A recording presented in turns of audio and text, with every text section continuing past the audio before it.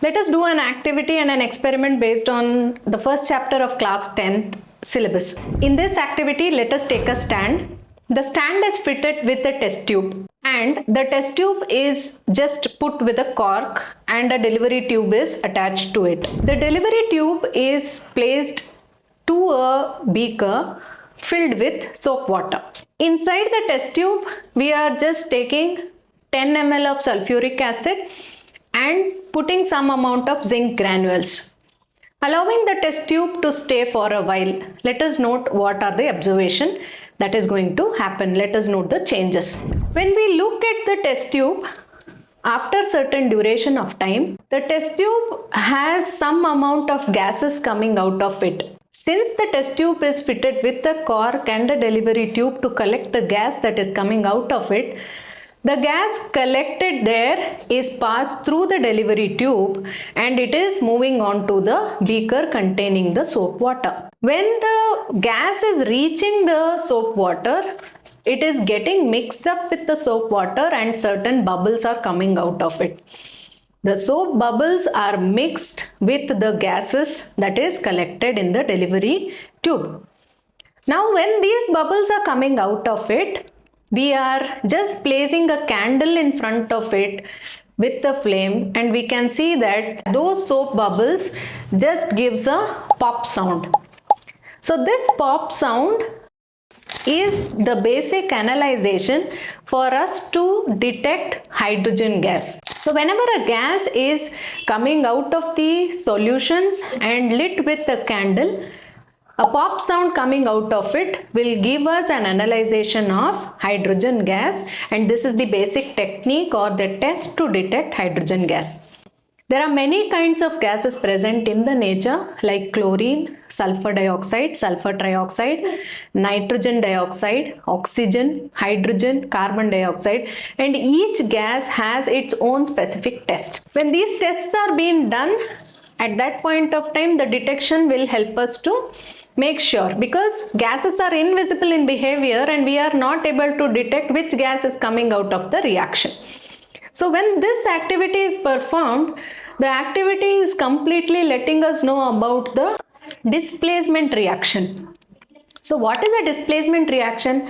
A displacement reaction is a reaction in which a metal is reacting with an aqueous solution, and if the metal is on top of the reactivity series, it is able to displace the other member. Like in this particular activity, Zn plus H2SO4 is giving us ZnSO4 plus H2 gas. The gas evolved is being detected with the help of the pop sound when it is coming out of the soap solution. So a very good activity given in terms of case study, and certain questions based on this is also specified. So let us just analyze what are the questions related to this activity being asked in many exams like midterm, pre-boards and a case-based exam. Okay, the first question asked based on this activity will be, what happens if the following changes are made? First question, in place of zinc granules, same amount of zinc dust is taken in the test tube. We know that in this activity, there was a test tube, this was my test tube, and we had placed some amount of sulfuric acid, that is H2SO4, and added it with some amount of zinc granules. Now in this question they are asking us, in place of this zinc granules they are placing zinc dust.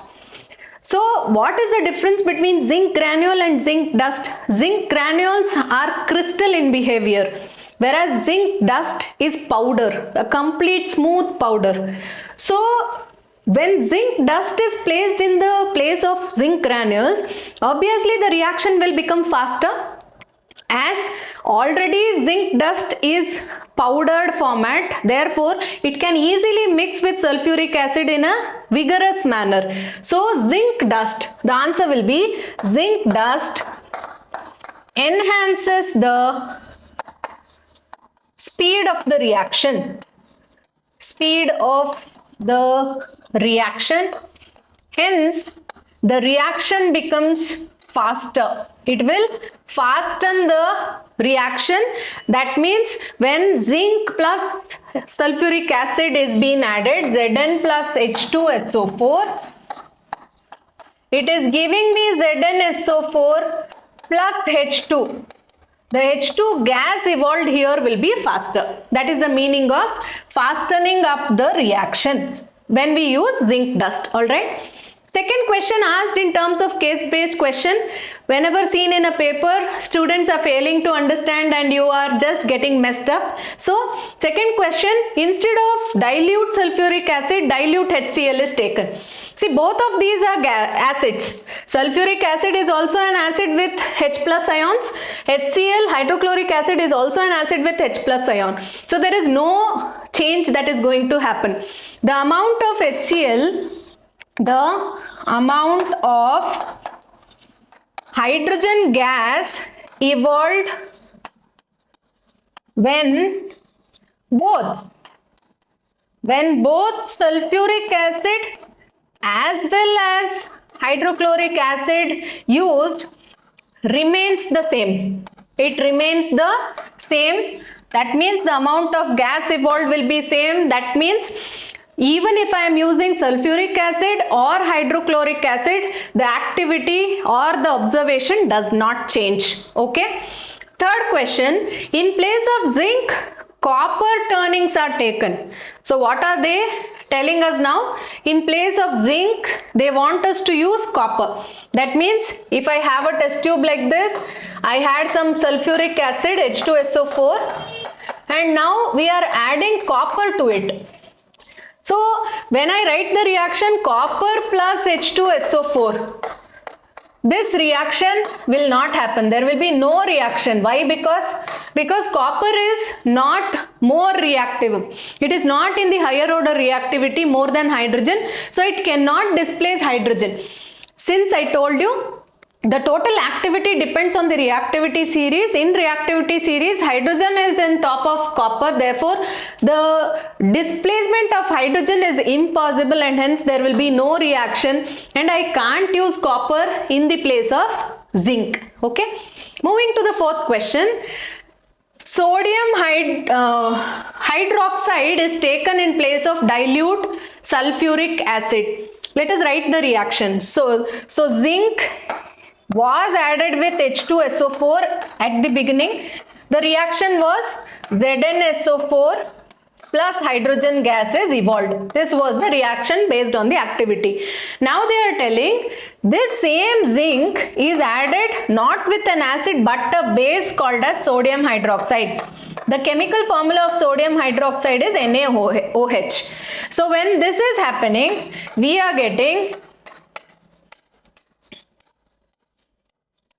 Na2ZnO2 plus H2. What is this? What is this name of the compound? This is called as sodium zincate. Sodium zincate is formed. That means if a metal is added with an acid, the reaction is happening. If a metal is added with a base, the reaction is happening. And the evolution of the gas is also occurring, which is giving us about the characteristic of the chemical reaction. So when hydrogen is evolved here, I can detect hydrogen gas using a candle flame and by a pop sound. By a pop sound, I can easily detect the gas evolved in the reaction will be hydrogen.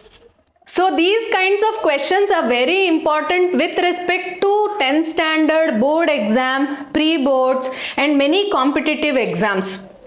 So for more videos like this, subscribe my YouTube channel and I am Sandhya Srihari. Press the bell icon, like us, subscribe us, share our videos and do comment us on what topic you want us to make the videos. Thank you so much.